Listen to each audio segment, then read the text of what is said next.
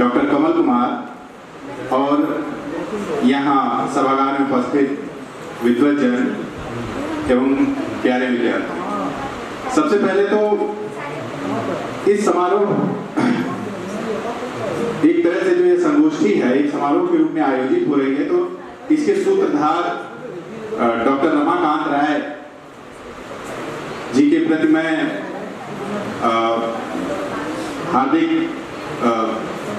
उनका स्वागत करता हूं, अभिनंदन करता हूं और साथ ही इस महाविद्यालय के प्राचार्य महोदय का भी कि उन्होंने एक ऐसे विषय कि सांस्कृतिक संबंधों की न्यास भूमि इटावा।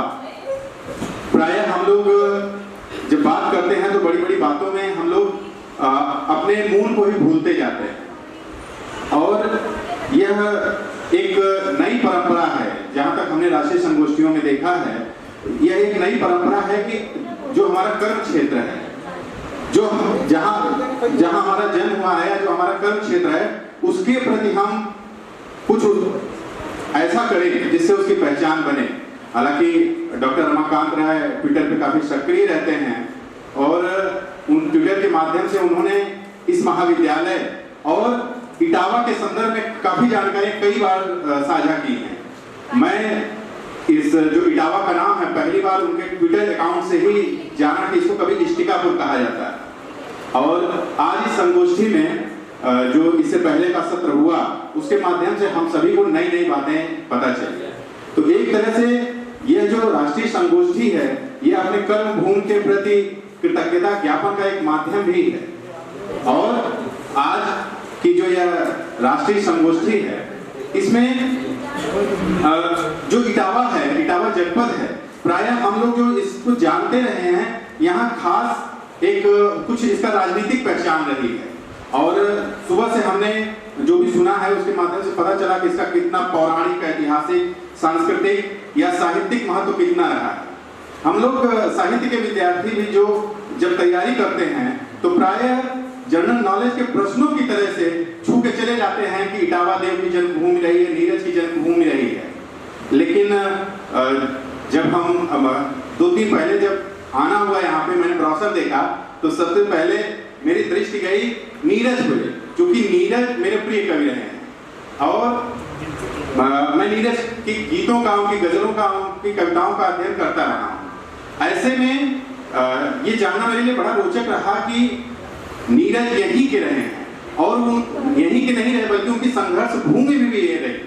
बाद में वो भले जाके कहीं और ख्याति उनको मिली, मुंबई से मिली, लेकिन यहाँ उन्होंने काफी संघर्ष किया।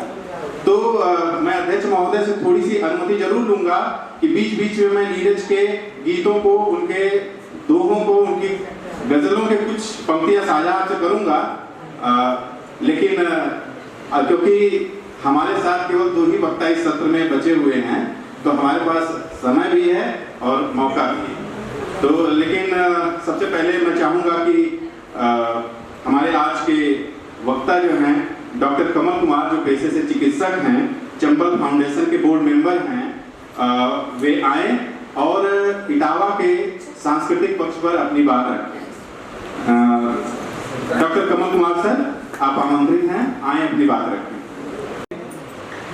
आदरणीय दिनेश पालीवाल सर और सभा में उपस्थित हमारे मुख्य अतिथि महोदय, विशिष्ट अतिथि महोदय, इस कार्यक्रम के संयोजक डॉक्टर रमाकांत सर और इस प्राचार्य के, इस विद्यालय के प्राचार्य श्री श्यामपाल सर, आप सभी लोगों का बहुत बहुत धन्यवाद और निश्चित रूप से मुझे ये मंच प्रदान करने के लिए आप सभी लोगों का बहुत बहुत धन्यवाद। चूंकि कार्यक्रम ये राष्ट्रीय संगोष्ठी और हिंदी के विद्वत जनों का है और मैं इस क्षेत्र से थोड़ा सा इतर हूँ, इसलिए क्षमा चाहता हूँ, लेकिन क्षेत्र से अलग होना मायने नहीं रखता। मैं चूंकि जन्मभूमि इटावा, जन्मभूमि और कर्मभूमि इटावा है, तो कहीं ना कहीं ये जरूर मायने रखता है कि इटावा की जब बात आएगी तो मुझे अपने विचार स्वतंत्रता पूर्वक रखने का अधिकार मिलेगा। मैं इसके लिए धन्यवाद देता हूँ, बहुत बहुत धन्यवाद। आखिर ये इटावा इटावा इटावा मेरा तो बचपन ही कुछ ऐसा रहा है कि जब मैं बचपन में था तो फिरोजाबाद जिले मेरा मूलतः घर पड़ता है फिरोजाबाद।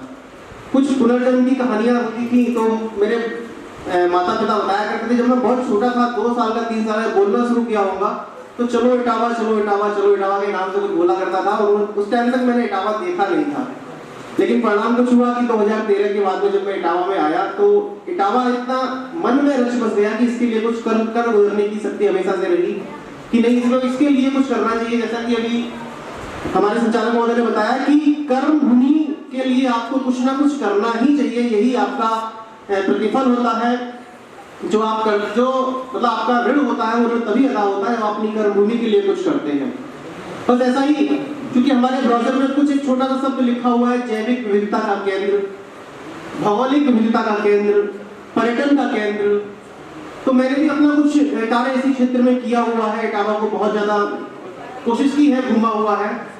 तो आइए थोड़ा सा आपको लेके चलते हैं इटावा के चंबल क्षेत्र में, पर्यटन के क्षेत्र में, थोड़ा सा जैव विविधता के क्षेत्र में, भौगोलिक क्षेत्र में। तो मेरे साथ मुझे उम्मीद है कि आप सभी लोग चंबल और बिजड़ घूमने के लिए तैयार होंगे। शुरुआत वहां से होती है कि क्या थे, क्या हो गए और क्या होंगे अभी। ये बात 1970 के आसपास की है, जिस समय हमारे इस चंबल क्षेत्र को बदनाम किया जाता रहा है कि यहाँ पर डाकू और लुटेरे वगैरह इस तरीके की चीजें रही थी। निश्चित रूप से ये सभी बातें हम लोगों के मन में कचोटती थी। आज की डेट में भी जब गूगल पर हम सर्च करते हैं तो कहीं ना कहीं हमें यही चीज समझ में आती है कि चंबल का नाम सर्च करते ही तुरंत बंदूकें और इस तरीके की चीजें आने लगती हैं। मुझे निश्चित रूप से बुरा लगता है कि कहीं ना कहीं हम अपने चंबल क्षेत्र को कुछ इस तरीके से प्रदर्शित करें कि लोग यहाँ पर आए। यहाँ पर घूमने के लिए इतनी सारी चीजें हैं, जैव विविधताओं का केंद्र है, प्राकृतिक संसाधन है, तो सच में लोग देखना चाहते हैं, लोग जानना चाहते हैं। सबसे पहले अगर हम बात करते हैं कि यहाँ पर घूमने की चीजें क्या क्या है, मैं आपको थोड़ा सा घुमा देना चाहता हूँ। तो आप में से बहुत सारे लोगों ने बहुत सारी चीजें घूमी होगी, लेकिन फिर भी समय अपने पास बहुत है और खाना खा के सोने का टाइम हो चुका है, तो थोड़ा मेरे साथ सो लीजिएगा। सबसे पहले बात करते हैं हम बाईस ख्वाजा, बिल्कुल छोटी सी जगह है, देखने में उसका कुछ भी पुरातत्व तो नहीं पता चलता है, लेकिन फिर भी वहां पर मोहम्मद गौरी काली जो है 22 जो उनके शहीद हुआ करते थे उसकी वो प्रतीक मानी जाती है। पूरे विश्व में एकदम अलग टाइप की एक जगह है चुगलखोर की मजार, नाम से ही हास्यास्पद लगता है, दिखने में भी काफी कुछ अलग सा लगता है, लेकिन उसकी खास बात है कि ये चुगलखोर हुआ करते थे और उन्होंने चुगलखोरी करके राजा को मरवा दिया था। तो कहीं ना कहीं चुगलखोरी एक बुरी प्रथा है, इस प्रथा को पूर्ण खत्म करने के लिए आज चुगलखोर की मजार उसी तरीके से जीवित की जाती है। किसी को चुगलखोर की मजार के बारे में थोड़ा सा आइडिया है क्या? नहीं सर, आपकी बात नहीं कर रहा हूँ, क्षमा चाहता हूँ। जिनको नहीं पता मैं उनसे बता रहा हूँ कि चुगलखोर की मजार पे आज भी वहां पर जूते मार के मन्नत मांगने की प्रथा है। एकदम अलग टाइप की प्रथा है कि जूते आप मारेंगे तो वहां पे आपकी मन्नत पूरी होगी। निश्चित रूप से उस बात का प्रतीक है कि कहीं ना कहीं चुगलखोरी नहीं होनी चाहिए। हमें अपने दैनिक जीवन में भी इस तरीके की चीजों की आलोचना करनी चाहिए। महाभारत कालीन काली महान मंदिर, आज भी उसके बारे में कहा जाता है, मैंने सुना नहीं, देखा नहीं, लेकिन आप सभी लोग यहाँ के प्रत्यक्ष रूप से गवाह होंगे कि वहां पर कुछ फूल अगर छोड़ दिए जाते हैं तो फूल वो वहां पर सुबह 4 बजे 5 बजे करीब जब द्वार खोले जाते हैं तो कुछ फ्रेश फूल वहां पर मिलते हैं। बहुत प्राचीन अंग्रेजों के जमाने की परमिट लाइन जो कि कहीं ना कहीं पूरे उत्तर प्रदेश को अलग करती थी, वो हमारे इटावा के शकरनगर क्षेत्र से होकर गुजरती है परमिट लाइन के नाम से।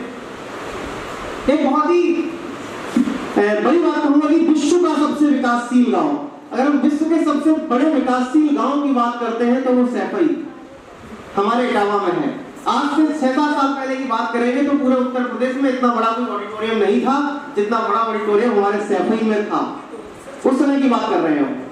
तो कहीं ना कहीं वो गांव की लेवल पे उसकी अगर हम सीवेज व्यवस्था को देखेंगे, ड्रेनेज व्यवस्था को देखेंगे, चिकित्सा व्यवस्था को देखेंगे तो आज आसपास के 8 जनपदों के लोग वहां पे अपनी चिकित्सा की दृष्टि से जाते हैं। भरे का किला आप सभी लोगों ने देखा हुआ है, कालीश्वर मंदिर देखा हुआ है, पाडरी बाबा मंदिर देखा हुआ है, सरसई नावर वेटलैंड, मुझे नहीं लगता कोई घूमने गया होगा, लेकिन अगर कोई घूमने गया है तो आपको बता दूं कि वहां पर विश्व स्तरीय कई सारे जो प्रवासी पक्षी हैं वो वहां पर आते हैं और एक बहुत बड़े एरिया में फैला हुआ है। दुखद बात यह है कि हम लोग उसका संरक्षण नहीं कर पाए। सरकार ने कुछ प्रयास किए भी हैं, लेकिन वो धीमे धीमे और आगे की ओर अग्रसर हो रहे हैं। उसी क्षेत्र में हजारी महादेव का मंदिर है। अगर हम स्वतंत्रता के टाइम की बात करें तो बिलैया मठ, और इसके अलावा और भी कई सारे जो स्थान है स्वतंत्रता के टाइम में बहुत ही महत्वपूर्ण रहे हैं। अगर हम बात करते हैं लाल सेना की, तो लाल सेना भी हमारे चंबल और बीहड़ क्षेत्र से ही कहीं ना कहीं संपोषित हुई है। और लाल सेना उस जमाने में अपने आप में ये ताकत रखती थी कि पूरी अंग्रेजों की सेना को पूरे भारत से आजाद कराने की क्षमता रखती थी। लेकिन दुखद पहलू ये रहा कि उनको पूड़ियों में जहर देकर मारने की साजिश की गई, तो कहीं ना कहीं वो दुखद था। इटावा प्रदर्शनी के बारे में हमारे सर बता ही चुके हैं। एक और प्रथा की बात करता हूँ कि पूरे विश्व में ठगी की प्रथा, सोचने में थोड़ा अटपटा लगता है, लेकिन कन्फ्यूशियस ऑफ ठग्स मूवी आप सभी लोगों ने सुनी जरूर होगी। कन्फ्यूशियस ऑफ ठग्स जो मूवी है वो कहीं ना कहीं हमारे इटावा के छोटे से गांव सिंडोस के ठग उस जमाने में बहुत फेमस हुआ करते थे, उन्हीं के नाम पर बनाई गई है। अगर हम आज की डेट में भी एकदम बिल्कुल विलगितताओं की बात करते हैं, तो हमारे कई सारे दिल्ली के पत्रकार बंधु, कई सारे अभी हम बात करेंगे जो अगर पत्रकारिता के क्षेत्र में हमारे भाई जानते हैं कि चमेली देवी जैन पुरस्कार अपने आप में मायने रखता है।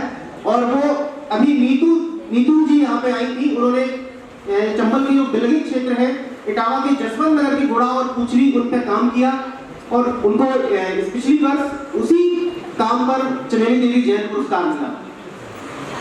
मतलब कि यहाँ बाहर के लोग आकर हमारे क्षेत्र में काम करके और हमारे क्षेत्र के उसको लेके एक बहुत बड़े बड़े पुरस्कारों का भी जो प्राप्ति करते हैं, तो वो भी कहीं ना कहीं निश्चित रूप से कुछ ना कुछ तो बात होगी ना हमारे इटावा में।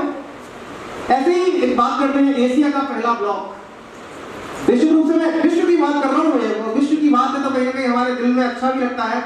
एशिया का सबसे पहला ब्लॉक जो है वो महेवा है। अगर हम प्राकृतिक संसाधनों की बात करें तो रामपुरा को हम लोग जो है ऊंट फेस्टिवल के तरह के विकसित कर रहे हैं, वहाँ हर एक घर में ऊंट है। और इटावा जिले के ऐसे बहुत सारे गांव हैं जहाँ पर बहुत सारे ऊंट हैं और केवल ऊँटों की सवारी करने के लिए हम लोग जैसलमेर और राजस्थान जाते हैं। तो अच्छा ये है कि हम उनको यहाँ पर डेवलप करें। ऐसी गुलाब की गढ़िया एक ऐसी जगह है, इतना सुंदर प्लेस है कि वो अपने आप को पक्षियों की कलकत्ता से हमेशा ही भरा पूरा मिलता है। इसी के साथ में अगर यहाँ पे खाने पीने, आपने खितौरा का नाम सुना होगा सभी लोगों ने। खितौरा जो है अगर देखा जाए तो मुझे लगता है कुछ लोगों ने देखा भी होगा, पहली नजर में ताजमहल की प्रतिकृति लगता है कहीं ना कहीं। तो निश्चित रूप से वो भी हमारे इटावा में है। और क्या लोगों ने नहीं देखा है खितौरा? जिन लोगों ने देखा है वो लोग जानते होंगे कि अगर आपने नहीं देखा है तो एक बार ये झलक देखेंगे, आपको निश्चित रूप से वो ताजमहल की प्रतिकृति लगता है। इटावा जैसे छोटे जनपद में ताजमहल जैसी प्रतिकृति का होना भी अपने आप में बहुत बड़ी बात है। अगर हम यहाँ पे खाने पीने की चीजों की बात करें तो खीर मोहन कहीं नहीं है और यहाँ पे उसका स्वाद अलग है। और एक बार आप स्वाद उसका लेके देखिए, बाहर के जितने भी लोग आते हैं अपने मित्रों साथियों को एक बार खीर मोहन पैक करके भेजिएगा। अब मैंने अपने जो कार्यक्रम संयोजक है उनका काम बढ़ा दिया है, क्योंकि जितने भी उनके आने वाले जो अतिथि हैं वो सभी कहेंगे हमें खीर मोहन मंगवाइए। खीर मोहन आप लोग जरूर खाएं, निश्चित रूप से उसका अलग स्वाद है और कहीं नहीं मिलता है, आपको पूरे विश्व में नहीं मिलेगा।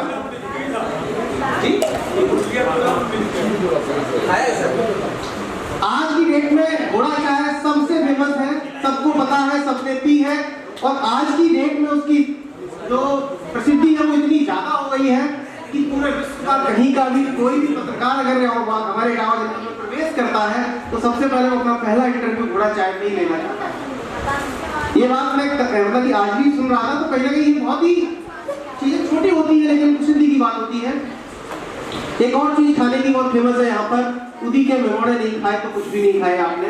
तो इसीलिए आप लोग मतलब कि उदी के मिमोड़े, चूंकि मिमोड़े भी इटावा से कहीं ना कहीं चंबल क्षेत्र से ही निकलते हैं। यहाँ की जो सरसों है वो आप देखेंगे पूरा सर्दी के टाइम में सोने का देश कहा जाता है हमारे इटावा क्षेत्र को, चंबल क्षेत्र को।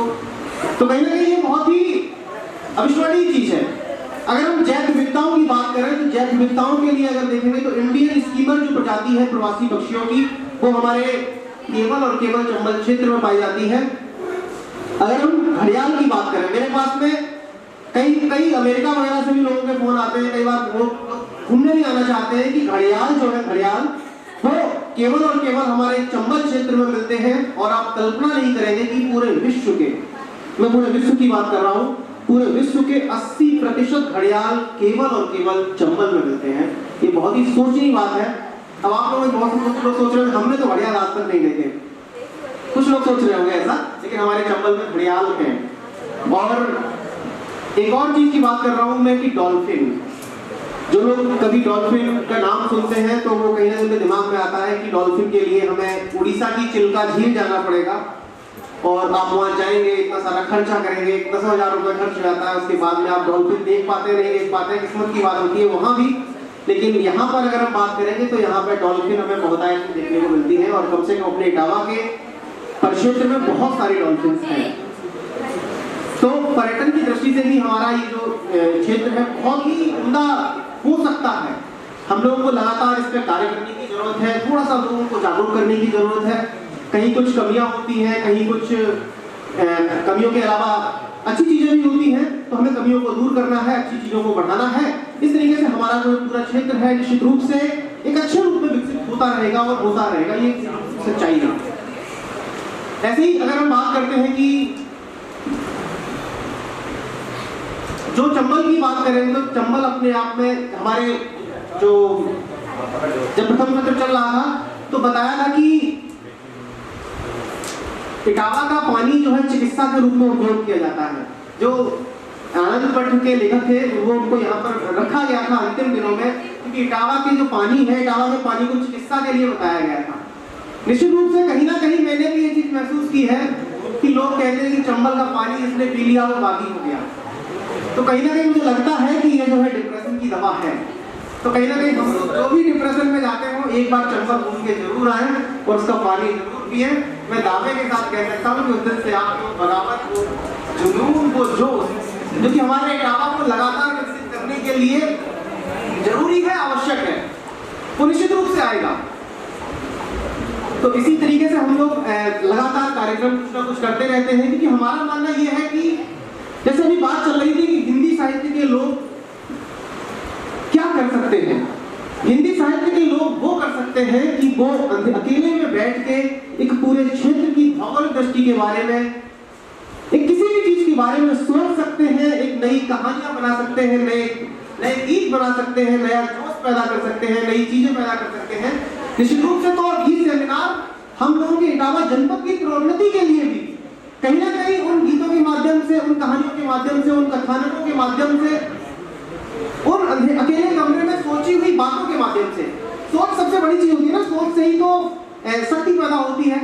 तो वो शक्ति आप सभी लोग हमारे पूरे समाज को दे सकते हैं, हमारे पूरे श्रेष्ठ जनपद को दे सकते हैं और उसको लगातार श्रेष्ठ बनाने के लिए प्रयासरत रह सकते हैं, ऐसा मेरा मानना है। और ये प्रयास जरूर करना चाहिए, क्योंकि कुछ लोग कहते हैं कि अकेले प्रयास करने से क्या होगा, अकेला चलना क्या भाग फोड़ सकता है। पर मेरा मानना यह है कि अगर आपके अंदर इच्छा शक्ति है तो आप हार को गर्म तो करो, चने को उसमें डालो तो सही, बालू को गर्म तो करो। अकेला चना हार नहीं फोड़ सकता, लेकिन सामने वाले की आंख सकता है। मुगले आजम मूवी का एक एक डायलॉग अगर आपने नहीं सुना है तो आप उसकी एक एक डायलॉग को सुनिएगा कि उसके एक एक डायलॉग में वो चीज झलकती है। अगर वो कनीज कह रहे हैं तो कनीज कहीं ना कहीं निश्चित रूप से वो दिल को छू के जाती है। तो इतना बड़ा जुनून रहा होगा उनके दिल में, तभी उन्होंने किया। और सबसे बड़ी चीज ये है कि वो हमारे इटावा के धरती के इटावा की शक्ति में ही ऐसे जुनून निकल सकता है, मुझे ऐसी उम्मीद लगती है। अगर उस मूवी की खास बात यह है कि अगर वहाँ पे चमड़े के सामान अगर आगरा से मंगाए जा रहे थे तो आगरा से ही मंगाए गए थे। हीरे वहाँ असली ही चाहिए थे तो असली ही हीरे मंगाए गए थे। उस जमाने में बताया था कि जिस जमाने में फिल्में 1-1.5 लाख में बच जाया करती थी, उस जमाने में 1.5 करोड़ रुपए उन्होंने फिल्मों में खर्च किए थे। लता मंगेशकर जी जिस समय उनकी जो पैसा दिया जाता था वो 1000 या 2000 रुपए तक दिया जाता था। उस जमाने में उन्होंने 25,000 रुपए मांगे थे। कहीं ना कहीं वो भी अपने आप में बहुत मायने रखता है कि इतनी इच्छा शक्ति वाला व्यक्ति जो है वो हमारे, और एक बड़ी चीज और, कभी भी उनकी जेब में पैसे नहीं हुआ करते थे। तो कहीं ना कहीं पैसे कभी भी मायने नहीं रखते। मुझे लगता है कि कामों को करने के लिए मायने रखता है कि हमारी केवल और केवल दृढ़ इच्छा शक्ति, तो वो होनी बहुत जरूरी है। मैं डॉक्टर रमानंद जी के लिए भी यही कहना चाहूंगा कि इच्छा शक्ति उनके पास थी, इसीलिए उन्होंने ये कार्य किया। बाकी और कोई चीज मायने नहीं रखती। इच्छा शक्ति हमें अपनी हमेशा मजबूत रखनी चाहिए, क्योंकि अगर इच्छा शक्ति मजबूत होगी तो हम सब कुछ कर सकते हैं। तो ऐसा ही सब कुछ लगातार चलता रहा और यही इच्छा शक्ति हमें लोगों को मिलती रही। तो क्रियासिटी के बारे में ये चीज हो गई।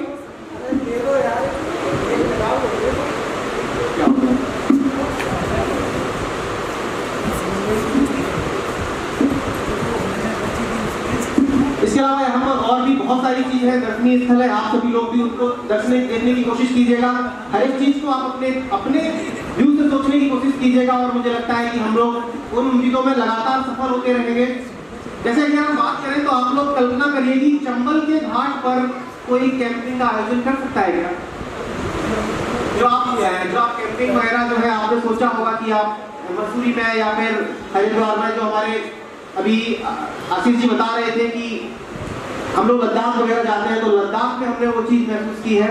तो क्या उस तरीके की चीजें यहाँ पे हो सकती हैं?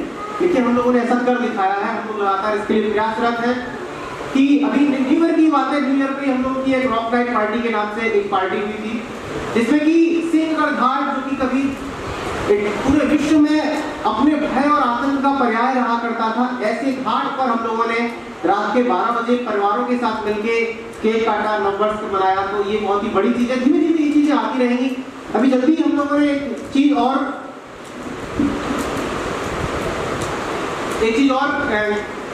नई ढूंढी है कि इटावा जनपद में राफ्टिंग का भी हम लोगों ने ढूंढा हुआ है।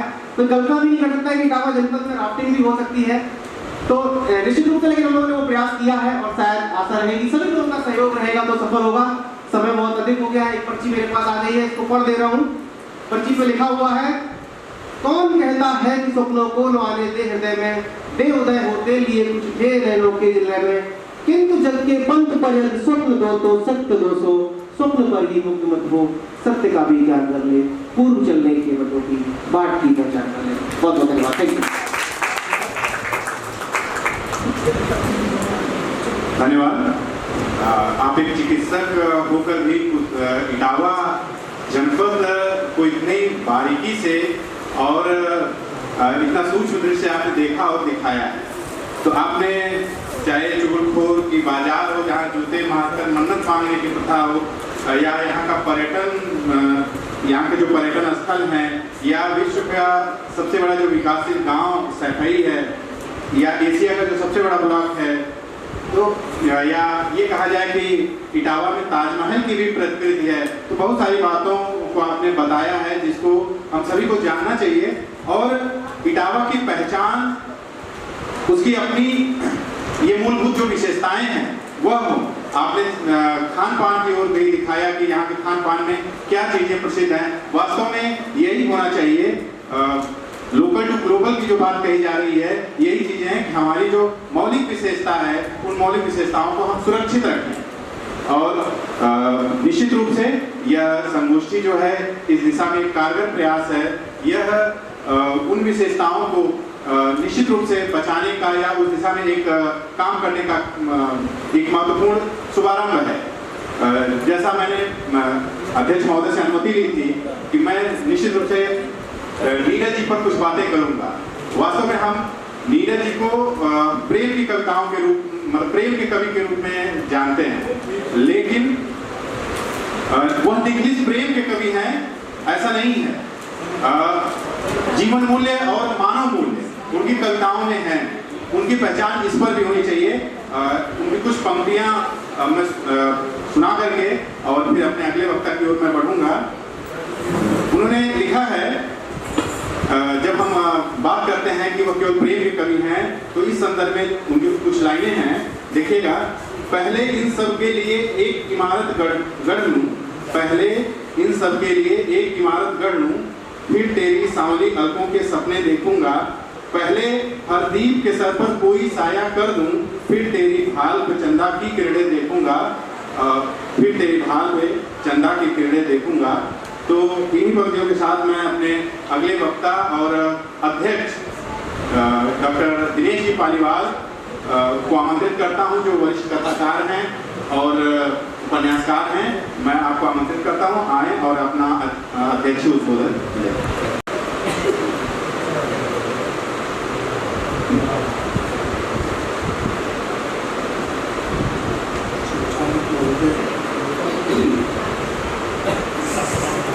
चंबल क्षेत्र की विशेषताएं बताने वाली भाई साहब और सम्मुख बैठे हैं सभी आदरणीय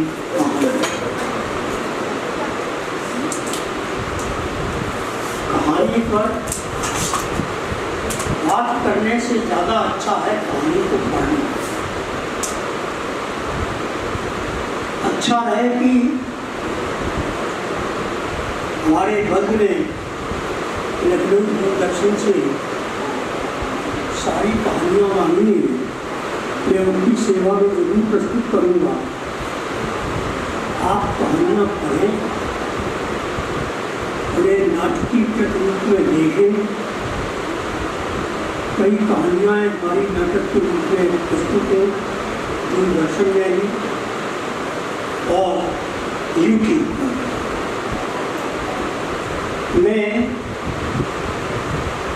जहाँ तक कहानी की बात कहता हूँ, इटावा में मैं संभवतः इकलौता आदमी जो गद्य में गुलाब राय जी निबंध में थे, कथा साहित्य में मैं अकेला हूँ। कवियों की चर्चा तो यहाँ बहुत होती है। गंग से लेकर नीरज जी तक एक लंबी परंपरा है। शिशु जी को लोग भूल गए। शिशु जी की बहुत महत्वपूर्ण कवि है इटावा की, जो उदी के थे। उदी क्षेत्र के शिशु जी, हम लोग जब इंटरमीडिएट और हाई स्कूल में पढ़ते थे, उन्हें अपने आयोजनों में बुलाते थे, तो जो कुछ उनकी कविताओं में हम लोगों ने सुना वो बहुत आग उगलने वाला था। नेहरू पर उस वक्त टिप्पणी करना, जिस वक्त की मैं बात कह रहा हूँ, असंभव बात थी। लेकिन नेहरू पर भी उन्होंने बड़ी तीखी टिप्पणियाँ की थी, जिसमें बहुत ज़्यादा तालियां मिली।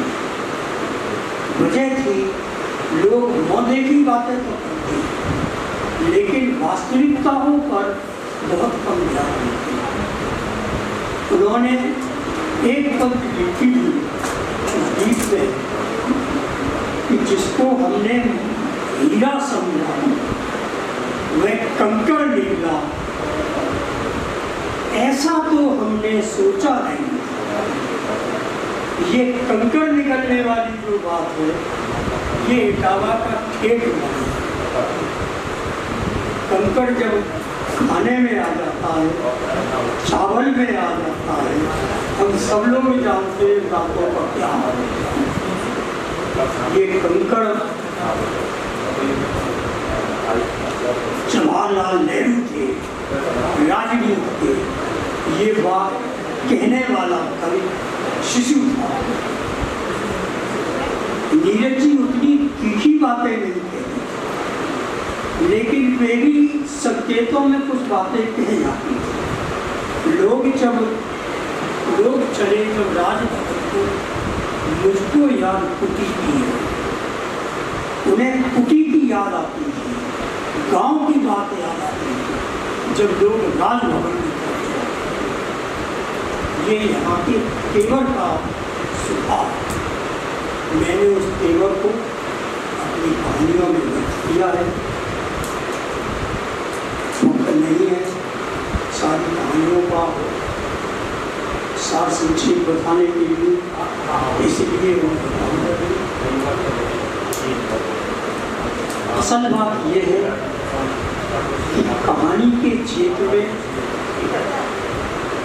काम करने वालों की बहुत कमी है। आप काम करें, देखें। हमारे शोध छात्र कविताओं पर तो ढेरों काम करते हैं, सारे कवियों को नापते ढूंढते हैं, तुलसीदास से लेकर और नीरज तक तमाम कवियों को नापते हैं, लेकिन कथाकारों को नापते हैं।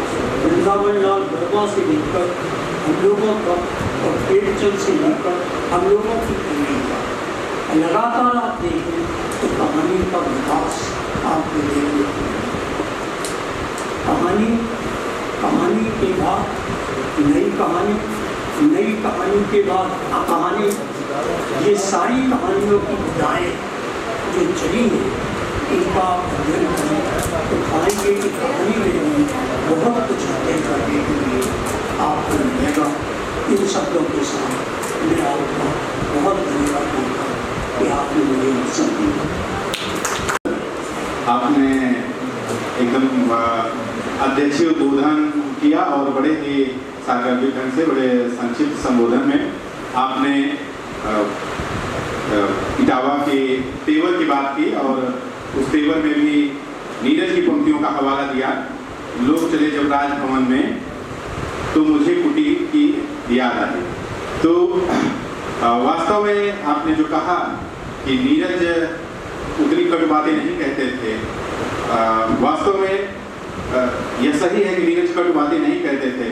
मैं जहाँ तक देख पाता हूँ या जहाँ तक समझता हूँ कि नीरज कबीर की परंपरा के या कबीर की संवेदनाओं और भाव के वाहक कवि। कई सारी कविताएं उसी भाव के नीरज की भी देखने को मिलती हैं।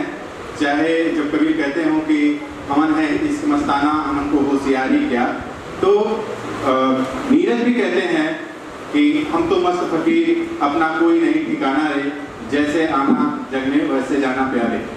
तो इन पंक्तियों को नीरज जब कहते हैं तो कबीर लिखते हैं, या कबीर जब प्रेम की बात करते हैं, या कबीर जब मानवता की बात करते हैं, आदमी को आदमी बनाने की बात करते हैं, तो कबीर हमें बड़े सहज लगते हैं। तो मैं उसी तरह से नीरज भी हैं। मैं अब जब अध्यक्षीय उद्बोधन हो चुका है तो इस कार्यक्रम में धन्यवाद ज्ञापन किसको करना है समन्वयक महोदय बताएं। तो मैं समन्वयक महोदय को सीधे आमंत्रित करता हूं कि वे आएं और धन्यवाद ज्ञापन करें। अपने प्राचार्य महोदय से अनुरोध करता हूं कि वह मंच पर आसीन हमारे जो आज के अतिथि हैं डॉक्टर कमल कुमार, और जिन्होंने आज हमारा संचालन किया इस सत्र का, डॉक्टर शत्रुघ्न सिंह, आपका अंगवस्त्र देकर और स्मृति चिन्ह देकर स्वागत करने का कष्ट करें। मैं प्राचार्य महोदय को से अनुरोध करता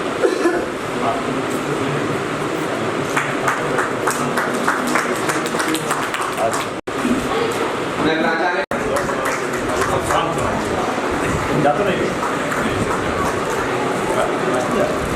मैं राष्ट्रीय संगोष्ठी का धन्यवाद और आप सभी लोगों का बहुत बहुत आभार, हमारे सभी साथी लोगों का बहुत बहुत आभार। नमस्कार।